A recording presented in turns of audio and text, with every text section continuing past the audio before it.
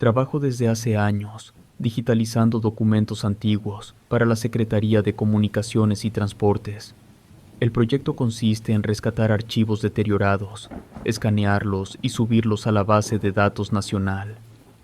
A mediados del año pasado, me asignaron temporalmente a León, Guanajuato, para revisar una bodega que llevaba décadas cerrada. El lugar se encontraba cerca de las antiguas vías del tren, en una zona industrial abandonada. Me dieron una llave oxidada y una orden de acceso. Según el documento, ahí se almacenaban registros del antiguo sistema ferroviario nacional, principalmente planos de locomotoras, inventarios y reportes de mantenimiento de los años 30 y 40. El edificio tenía 2 pisos, aunque el segundo estaba inutilizado. Al entrar, lo primero que sentí fue el olor a humedad y aceite viejo. El piso de cemento estaba cubierto con polvo grueso, y cada paso levantaba una nube gris. Las paredes tenían manchas oscuras y restos de pintura descascarada. Había estanterías metálicas deformadas por el óxido, muebles de madera apolillados y cajas apiladas sin orden. En una esquina, un ventilador colgaba del techo como si lo hubieran dejado a medio reparar. El silencio era tan denso que se escuchaban los roedores moviéndose entre los montones de papeles. Me instalé con una lámpara portátil y empecé a revisar los lotes. La mayoría de las carpetas estaban rotas, atadas con cordones de tela o sujetadas con ligas deshechas. Las etiquetas estaban escritas con letra de máquina o tinta azul desvanecida. Algunas decían control de calderas, reparaciones de 1938, sueldos y nóminas 1940. En los primeros días no encontré nada fuera de lo común, solo reportes de maquinaria, listados de piezas y diagramas técnicos. Todo cambió cuando en el fondo de una estantería apareció una caja de madera cubierta con una capa gruesa de polvo. Tenía una placa con letras grabadas, Departamento de Obras Especiales, 1936. Dentro había varias carpetas en mejor estado que las demás. Entre ellas, una llamó mi atención por el título escrito a máquina: Proyecto Subterráneo, de León a Silao, 1936.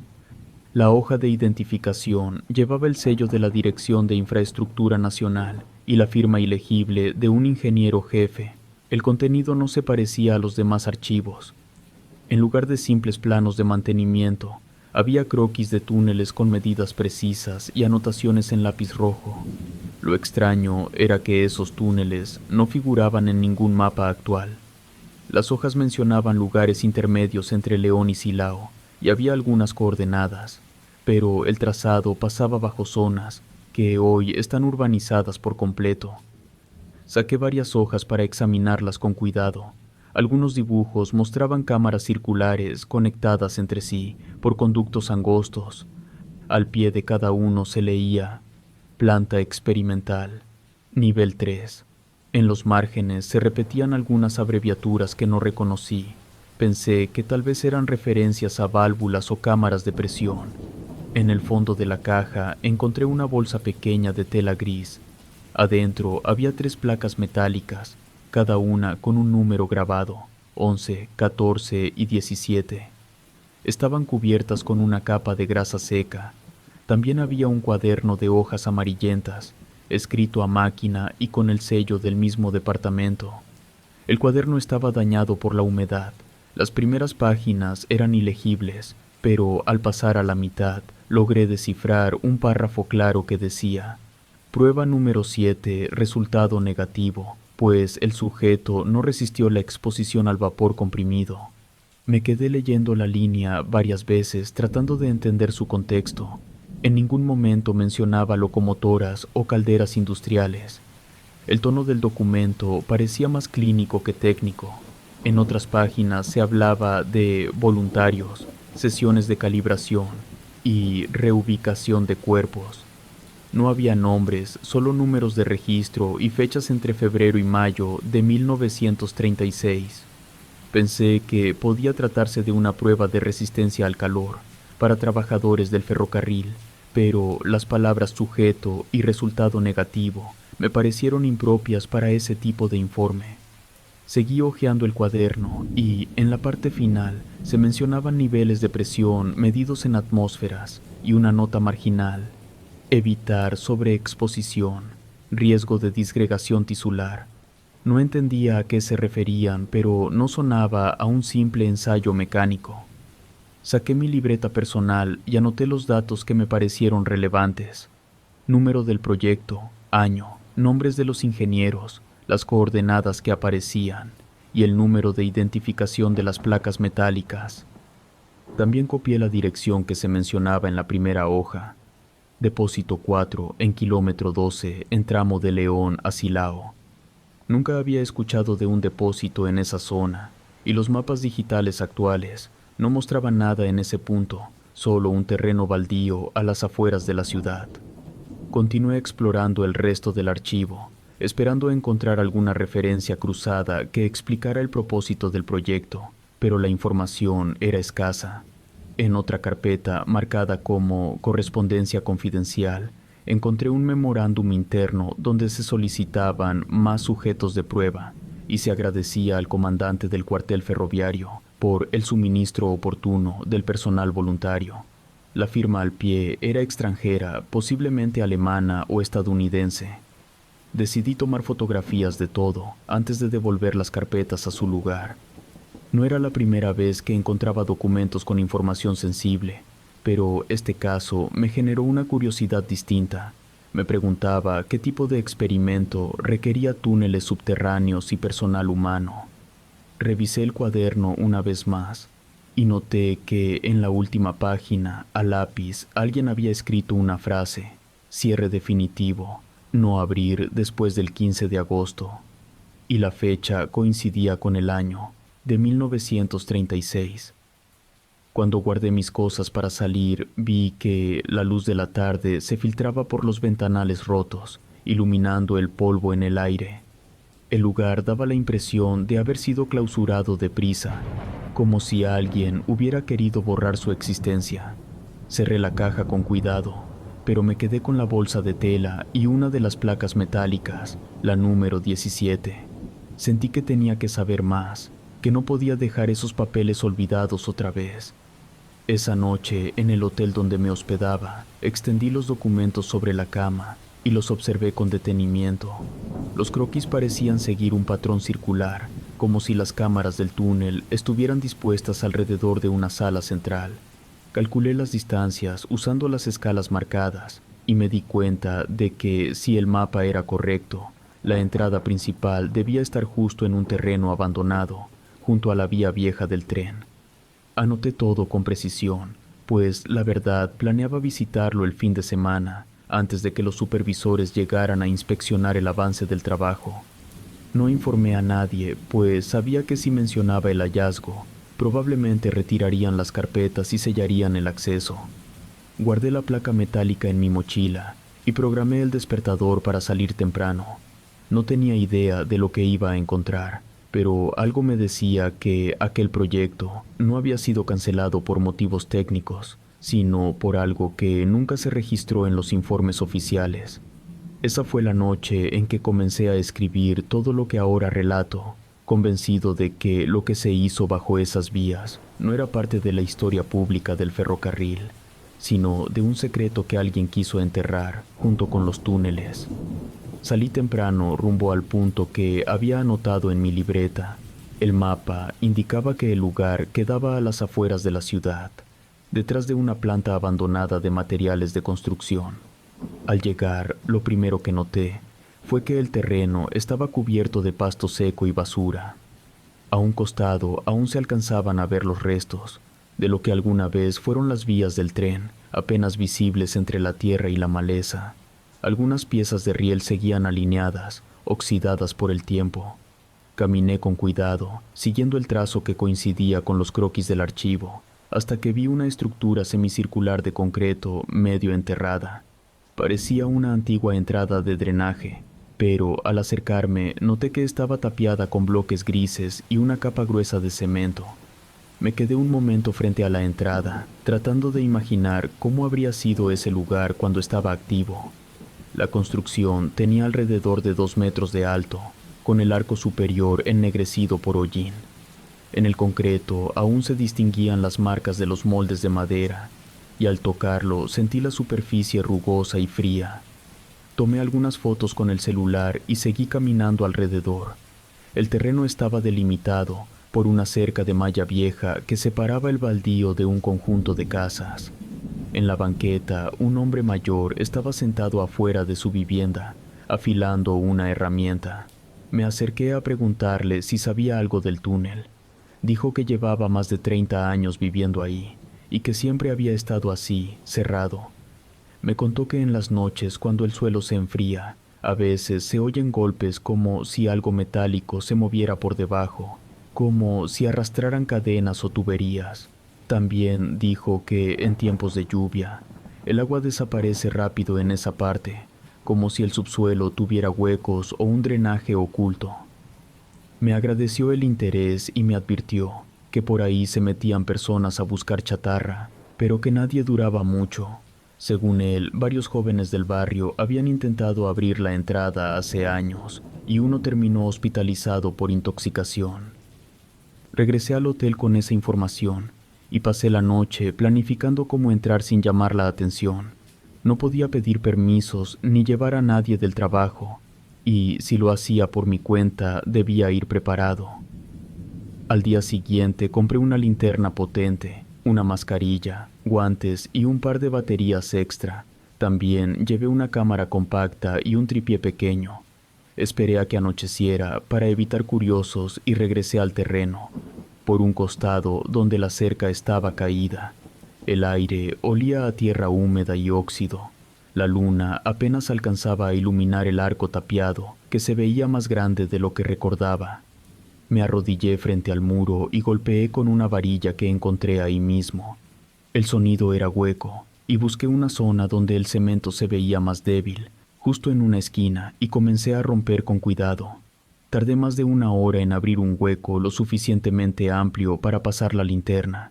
Dentro solo se veía oscuridad y polvo en suspensión. Me quité la mochila, encendí la lámpara y empecé a sacar trozos de bloque, hasta dejar una rendija para entrar agachado. El interior olía a metal viejo y humedad. El piso estaba cubierto con una capa de lodo que se pegaba a las botas. A cada paso se escuchaban crujidos de madera podrida y el eco leve de mis movimientos. Caminé unos metros y vi un casco de obrero en el suelo, golpeado y oxidado, con el número 17 grabado en relieve. Sentí un escalofrío. Lo levanté y lo guardé en la mochila. A un lado había pedazos de madera calcinada, como si hubieran hecho fogatas o intentado quemar algo. Avancé unos metros más hasta que el túnel se bifurcó en 2 pasillos. Ambos estaban cubiertos de moho y trozos de concreto caído. En el suelo había marcas circulares como si alguna vez hubieran existido plataformas giratorias. Una de ellas todavía conservaba el borde metálico, oxidado y deformado. Me agaché a observarlo y noté que alrededor había manchas oscuras, tal vez aceite o algo más que no quise identificar. A la derecha vi una pequeña habitación sin puerta. Dentro había restos de herramientas, cadenas y un banco de hierro. En un rincón, medio cubierto por escombros, estaba una bolsa de lona endurecida por el tiempo. La abrí con cuidado y adentro encontré fragmentos de tela de uniforme, un anillo y una placa metálica, idéntica a la que había encontrado en el archivo. La limpié con la manga de la camisa y vi que tenía grabado el número 14. Guardé todo en la mochila, sintiendo que había hallado una parte perdida del proyecto. El aire comenzó a ponerse más pesado, y respirar se volvió difícil y la linterna empezó a parpadear. Sentí mareo y decidí regresar antes de quedarme sin luz. Caminé rápido hacia la salida. Me guié por el reflejo del cemento que había roto. Al salir, me quedé sentado un rato recuperando el aliento, con las manos cubiertas de polvo y el cuerpo empapado en sudor frío. Sellé el hueco con los mismos bloques para no dejar evidencia y me fui del lugar antes de que amaneciera. En el hotel me lavé las manos y descargué las fotos en la computadora. Revisé una por una, aumentando el brillo para distinguir los detalles. En una de las imágenes del túnel, Justo antes de la bifurcación, noté una forma borrosa detrás del muro. A simple vista parecía una sombra, pero al ampliar la imagen se veía claramente la figura de una cabeza humana asomada entre los bloques. El rostro no tenía proporciones normales, los ojos eran demasiado separados y la boca se estiraba hacia un costado. Pensé que podía ser una mancha, un reflejo del flash, pero en la siguiente foto, tomada desde otro ángulo, la forma seguía ahí, un poco más atrás como si se hubiera movido. Apagué la pantalla y me quedé sentado sin saber qué hacer. Afuera, el ruido del tráfico comenzaba a aparecer, pero en mi cabeza seguía viendo la imagen del rostro distorsionado. No era posible que alguien hubiera estado ahí dentro, porque el hueco por donde entré apenas daba paso a una persona de mi tamaño. Revisé el archivo original del cuaderno para buscar alguna referencia a eso. En la parte que no había leído con atención, encontré un párrafo nuevo, casi borrado por la humedad, que decía: algunas estructuras mantienen actividad térmica incluso después del cierre. Evitar contacto directo con los conductos. Esa frase me hizo pensar en el calor que sentí cuando toqué la placa del túnel. Tal vez aún había vapor atrapado bajo tierra, o algo que seguía produciendo calor después de tantos años. No dormí esa noche. Me quedé revisando las fotografías hasta el amanecer, ampliando, comparando, intentando encontrar una explicación. Pero mientras más las miraba, más me convencía de que lo que vi en esas imágenes no era un reflejo, sino la huella de lo que quedó ahí dentro desde 1936. Pasé el día entero sin poder concentrarme en el trabajo. Las imágenes del túnel y el rostro deformado no salían de mi cabeza. Esa noche, ya en el hotel, abrí nuevamente el cuaderno del archivo. Las últimas páginas estaban tan deterioradas que tuve que colocarlas bajo la luz directa de la lámpara y usar una lupa para leerlas. Las letras de máquina eran irregulares, algunas impresiones incompletas, como si la cinta de tinta se hubiera secado a la mitad del informe. Aún así, logré reconstruir casi todo el texto. El encabezado decía: Proyecto experimental, prototipo de locomotora de presión humana. El título me pareció absurdo al principio, pero cuanto más leía, menos parecía una metáfora. Los reportes describían mediciones, procedimientos y resultados con una frialdad que solo se ve en documentos técnicos. Se hablaba de un sistema de calderas controladas por presión biológica y del uso de voluntarios industriales para registrar los efectos de la exposición al vapor comprimido en tejidos vivos. En una de las páginas, el texto cambiaba parcialmente al inglés y decía: los sujetos serán expuestos a compresión interna para estudiar la resistencia del tejido bajo calor. Esa línea me hizo entender de inmediato que no se trataba de pruebas con máquinas, sino con personas. En los márgenes se mencionaba el uso de cápsulas metálicas selladas, alimentadas por válvulas de vapor, conectadas a un compresor central. Según el informe, el objetivo era aprovechar la resistencia humana como modelo para calibrar motores de alta presión. Lo que más me perturbó fue la descripción del procedimiento. Los sujetos eran colocados dentro de cámaras de acero y los ingenieros medían cuánto tiempo soportaban la presión antes de que los tejidos colapsaran.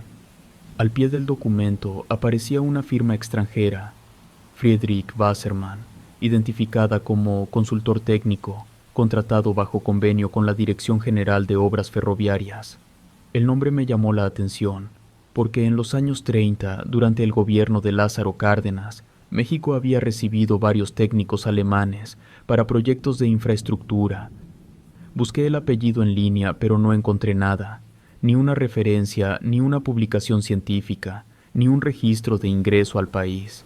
Era como si nunca hubiera existido. Seguí leyendo. En un anexo se enumeraban los resultados de 11 pruebas. De la número 1 a la 6 se registraban fallos estructurales por exceso de temperatura. A partir de la séptima, las notas se volvieron más breves, casi mecánicas. Resultado negativo: material biológico disgregado. Recolectar residuos y limpiar cámara. En la 10ª prueba se escribió a mano: Cierre temporal del proyecto por pérdidas humanas, solicitar reemplazo de personal. La última hoja, fechada en agosto de 1936, que decía 7 sujetos desaparecidos, cámaras selladas y proyecto suspendido por orden superior. Cerré el cuaderno y me quedé inmóvil varios minutos. Las piezas encajaban, los túneles del proyecto subterráneo. No eran simples conductos de mantenimiento, sino parte de esas cámaras experimentales.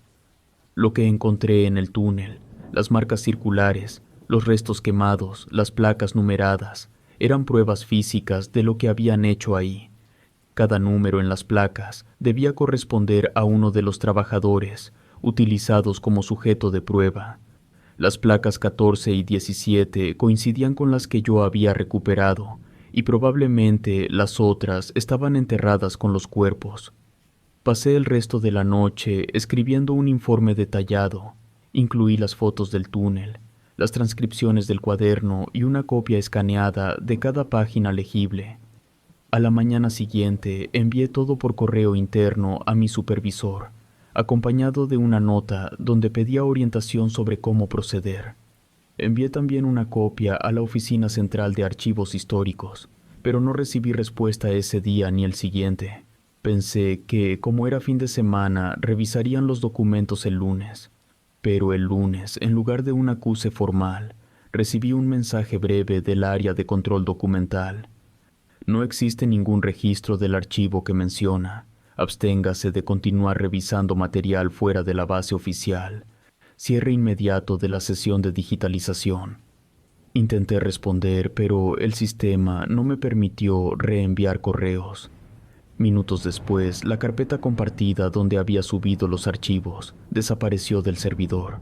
Fui hasta la bodega ese mismo día, pero al llegar encontré la puerta principal sellada con cinta amarilla y un letrero metálico nuevo: acceso restringido, seguridad federal. En el suelo, las huellas de neumáticos recientes indicaban que habían estado ahí por la mañana. Golpeé la lámina, pero todo estaba cerrado y no se escuchaba nada dentro. Esa noche regresé al hotel sin entender cómo podían haber actuado tan rápido, pues no habían pasado ni 3 días desde que envié la información. Pensé en volver al túnel, pero me contuve. Si habían sellado el archivo, también estarían vigilando el área. Encendí mi computadora personal para revisar las copias locales de los documentos y descubrí que varios archivos estaban corruptos. Solo quedaron intactas las fotos y el escaneo parcial de la última página del cuaderno. Lo demás mostraba error de lectura. Abrí la mochila y saqué la placa metálica con el número 17. La había guardado en una bolsa de plástico, pero al tocarla noté que estaba tibia. La dejé sobre la mesa y observé cómo se empañaba el cristal del vaso que tenía al lado. No podía ser el calor de mis manos. La habitación estaba fría. La sostuve unos segundos más y sentí que vibraba muy levemente, como si un flujo de aire o presión interna se moviera dentro del metal. La coloqué de nuevo en la bolsa y apagué la luz. Durante los días siguientes recibí 2 llamadas sin identificador.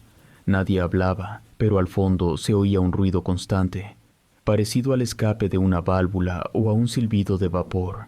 Cambié de hotel y no volví al terreno. Entregué mi renuncia por correo electrónico y regresé a la Ciudad de México antes de que el contrato terminara. Han pasado varios meses desde entonces. Nunca volví a saber nada del proyecto ni de los documentos. Busqué el nombre del Dr. Wasserman en archivos internacionales y lo único que encontré fue una referencia a un ingeniero alemán desaparecido en Veracruz en 1939. Pero ninguna mención oficial lo relaciona con el ferrocarril. He intentado convencerme de que lo que encontré fueron simples registros técnicos, mal interpretados. Pero cada vez que veo la placa en mi escritorio, recuerdo el calor que emanaba del túnel. A veces la saco para comprobar si sigue igual, pero casi siempre está fría, pero de vez en cuando se calienta sola, sin razón aparente. Dura unos segundos, apenas lo suficiente para que el metal queme la piel. Luego vuelve a enfriarse como si guardara dentro de sí la presión de un vapor que aún no ha terminado de liberarse, el mismo que en 1936 intentaron contener dentro de los túneles y que jamás debió usarse en personas.